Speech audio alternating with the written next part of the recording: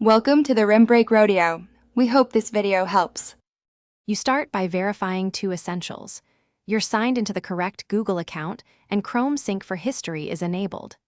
Once that is done, open Chrome, //history or press Ctrl plus H to see if entries load. If you still see nothing, disable extensions or open an incognito window to rule out interference.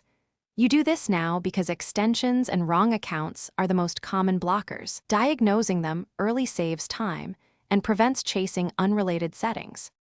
Next, dig into Chrome's privacy and security settings. Make sure history hasn't been cleared recently and that cookies and site data aren't blocking history storage.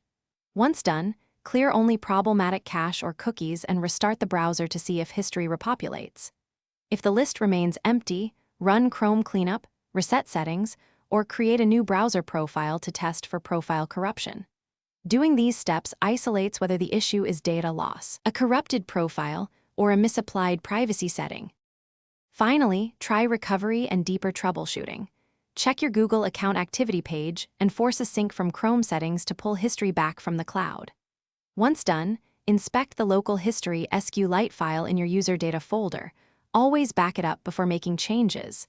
Occasionally restoring a previous copy fixes corruption.